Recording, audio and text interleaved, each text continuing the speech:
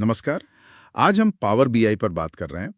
हमारे पास इसके बारे में कुछ जानकारी है एक इंट्रोडक्टरी वीडियो स्क्रिप्ट से। ये स्क्रिप्ट असल में बिगिनर्स को समझाने के लिए थी। हाँ, तो आज देखते हैं कि ये पावर बीआई असल में है क्या भला। बिल्कुल, मतलब हमारा मकसद है समझना कि ये क्या है, कैसे काम करता है और क्यों आजकल इतना जरूरी माना जा रहा है। ठीक है, तो शुरू करते हैं।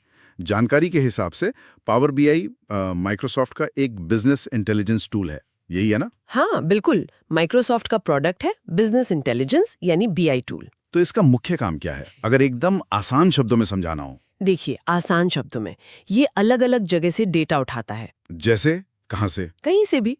आपकी एक्सेल फाइल्स हो, एसक्यूएल डेटाबेस हो, गूगल शीट्स या फिर क्लाउड पर कोई डेटा सोर्स, अच्छा। वहां से डेटा लेता है, फिर उसको साफ करता है, मतलब जो भी गड़बड़ियां हैं उन्हें ठीक करता है। Data cleaning. हाँ वही।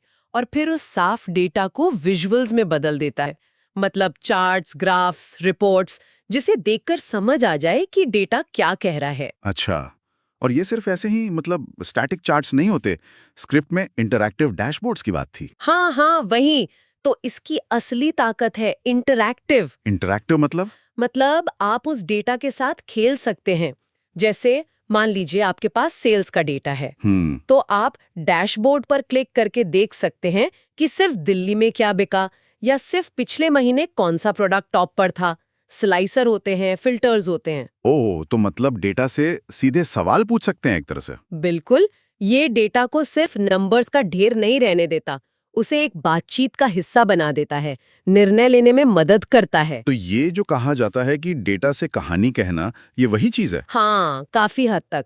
सोचिए, किसी कंपनी का वही सेल्स डेटा शहरों और प्रोडक्ट्स के हिसाब से एक्सेल में देखेंगे तो शायद बस नंबर ही दिखेंगे। बोरिंग लगता है कई बार। बिल्कुल। पावर बीआई में वही डेटा आपको शायद एक नक्शे पर दिखा दे कि किस शहर में ज्यादा बिक्री हुई, या एक ट्रेंड लाइन दिखा दे कि कौन सा प्रोडक्ट ऊपर जा रहा है। अच्छा। आप फिल्टर लगाकर सिर्फ एक खास शहर या एक महीने की कहानी देख सकते हैं। समझना और समझाना दोनों आसान हो जाता है। ये तो फिर मीटिंग्स और प्रेजेंटेशंस के लिए बहुत काम का होगा। हाँ, बहुत ज्यादा। जहां पहले शायद रिपोर्ट्स बनाने में घंटों लगते थे, अब शायद वो काम जल्दी हो जाए और फैसले भी बेहतर हो सकते हैं जब जानकारी इतनी साफ दिखती है।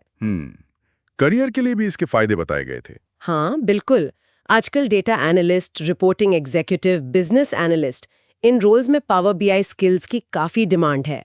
और एक दिलचस्प बात ये थी कि इसके लिए कोडिंग जानना जरूरी नहीं है, ऐसा कहा गया था। Drag and drop. हाँ, ये एक बड़ा प्लस पॉइंट है इसका। मतलब बेसिक लेवल पर और कई सारे कॉमन कामों के लिए आपको कोड लिखने की जरूरत नहीं पड़ती।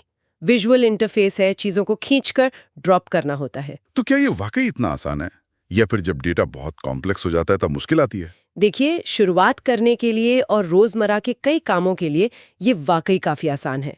इसने डेटा एनालिसिस को बहुत लोगों के लिए एक्सेसिबल बना दिया है जिनका टेक्निकल बैकग्राउंड नहीं भी है। अच्छा। हाँ, पर अगर बहुत ज्यादा कॉम्प्लेक्स डेटा मॉडलिंग करनी है या कुछ खास तरह के डेटा सोर्स से जुड़ना है, तो फिर थोड़ी गहरी समझ और शायद डैक्स जैसी लैंग्वेज की जरूरत पड़ सकती है, लेकिन वो एडवांस लेवल की बात है। ठीक है, समझा। और सीखने के लिए कुछ रिसोर्सेज का भी जिक्र था उसमें। हाँ, बताया गया था कि powerbi.microsoft.com पर मुफ्त में शुरुआत कर सकते हैं। डेस्कटॉप वर्जन फ्री है।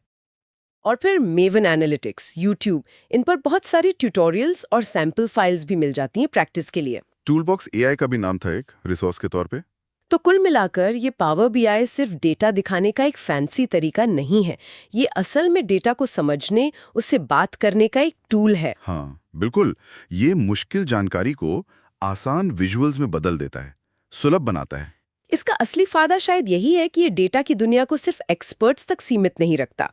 सही काम, ये डेटा को मतलब सिर्फ निष्क्रिय आंकड़ों से निकालकर एक्टिव इंसाइट्स में बदलने में मदद करता है। और यहीं पर एक सवाल मन में आता है सोचने के लिए, जब हम डेटा को इतनी आसानी से एक कहानी की तरह पेश कर सकते हैं, तो ये हमारे फैसले लेने के तरीके को कितना बदलता है? अच्छा सवाल है। क्या हमेशा बेहतर फैसले ही होते हैं, या फिर कभी-कभी ये सरलीकरण की वजह से कुछ बारीकियां छूट जाती हैं?